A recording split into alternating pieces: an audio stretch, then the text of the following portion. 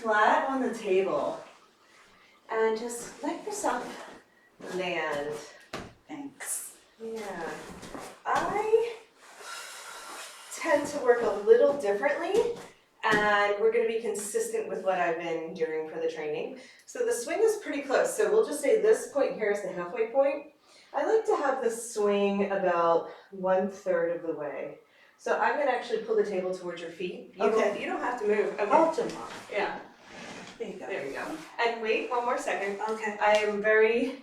I'm religious about symmetry. So we just need to bring the table over and make sure that we're aligned in the center point. So now we're ready. Okay, that feels good.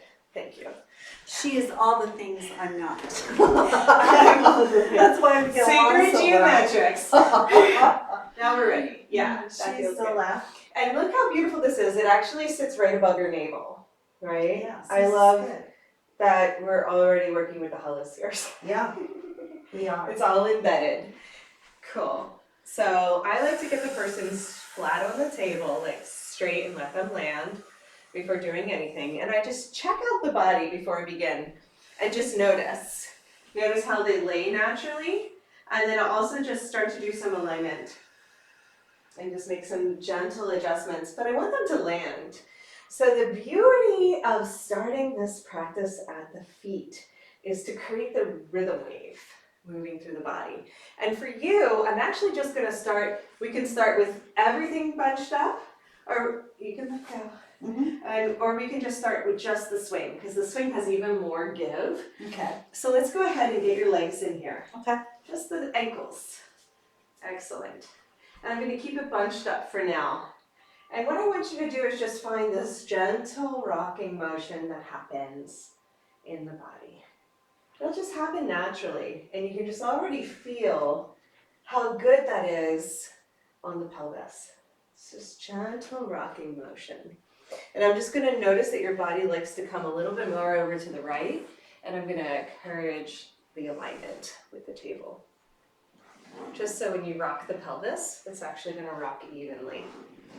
And these little adjustments, I'm already dropping in. yeah, these little adjustments are just to start with alignment, and because I'm working with the energetic body.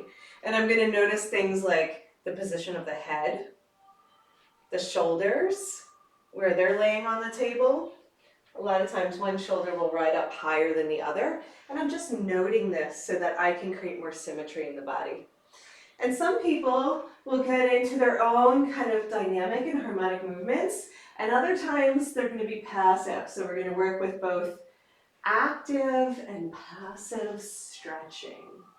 So I'm just going to encourage and add on to the movements that naturally occur in the body with the swing tracing the shape. So this is the swaying motion. And I like this so much.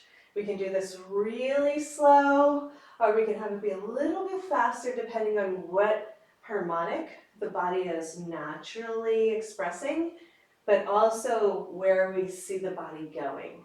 So we're dropping in. We're wanting the nervous system to drop down. And after the body seems to land, we're using our intuition to just ground with them and become present. Then I'm going to start adding a little bit more of a twist, pushing and pulling in the space, extending through the edges, not past that point. There's a natural point where the body goes, where if you go any further, it's going to create effort. But we're just going to pulse at the end points and let that feel good to push and pull in the space. And I can also incorporate at that point a little bit more hands-on therapy. There's lots of different modalities that we can incorporate into the swing while utilizing the table. And we can just pick and choose some of our favorites. And there's a real big difference between the push and the pull. But even with the push, I'm really working with the fascia. So I'm sliding and moving in the direction. These are the diagonals and the energy lines that I'm talking about. I'm not just pushing over to the side. I'm moving with the fascia, as if I'm stretching the skin towards the toes.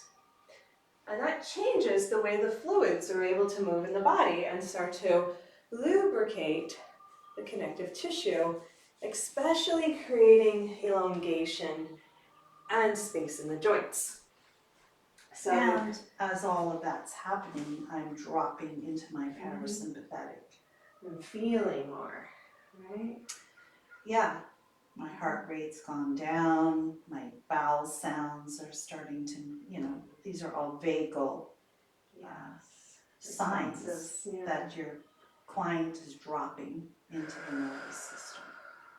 And I like to do the elongation by tractioning and hooking the heels. Not just pulling on the ankles or the feet or the swing, but I'm hooking the heels for a very specific reason. My hands are soft and wrapping around with this energetic intention like I got you. And these points, we're working a lot with the energetic points of the body. These are gates for the lower back. This is a nerve stretch through the back of the legs, and it's also points for the hormones and reproductive system. So there's a lot of additional body work that we can include with the stretching. It can just be a simple tractioning, but with the intention of lengthening through some of these lines and opening up the gateways, it has an even more profound response on the body. So I'm feeling that all the way up into my sacrum, head, tail, connectivity. Yeah. Now we're not going to be teaching bodywork this weekend when we do the training. We're really going to be teaching the movements. So the first movement is the sway. Yeah. The next movement is the elongation and the traction. Okay. And then the next movement after that is the push and pull that I was doing. So push and pull is from side to side, but that incorporates some more body work or working with the fascia or just working with the points, whatever people like. Now we're going to move into the spirals, and I'm going to talk about the difference between the sway, the push and pull, and the spirals. Just to add a little bit more space, I usually like to put the hands on the belly or solar plexus, just so there's a little bit more room at the edges. So the spirals are completely different because we're opening up the spin, and this is what makes the swing so magical in combination with the table, is I'm able to get these big spins and twists, which is releasing both the legs and the hips and the lower back, and I can pull on the body, which I tend to like the body, but I can also just pull or push on the fabric. So that's why I wanted the apparatus, the equipment, to hang at like a 1/3 point so I can still walk around, but it allows us to play off the edge of one table. So I'm pulling on the skin because I can feel through the calves that there's some tightness, and it just feels good to me to get some length. Not just through the musculature system, we're not just going to work with the structure, we're actually working with the interweb, or the dynamic fluids that interface with the skin, communicate to the fascia, into the lymph and the cellular matrix. And I like to communicate with my clients and ask them if they like push or pull, if they like a little bit more, does that feel like enough? I like to come in and actually put one hand on the hip and encourage from the hubs. That's nice. Yeah, encourage the spiral from the joint, the major joints. And the same thing on this side. I can come around. The swing is supporting her for me to go deeper into the practice. When she's ready, you can tell just by their reaction, their breath, how far to go, what feels good, noticing any asymmetries in the body, asking them, of course, ahead of time if there are any injuries or parts. Usually I work with the major hubs, the neck and shoulders and lower back, and just see if there's anything they want me to focus on for today. So even if they have neck issues, for example, I'm going to start on the feet and make sure that I'm opening up the rhythm wave of the body.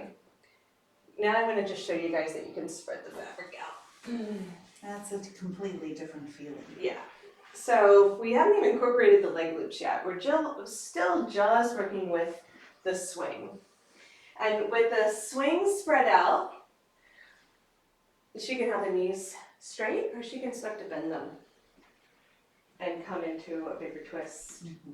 And that's really up to her, and I'm letting her kind of guide and lead the way as she plays in the space.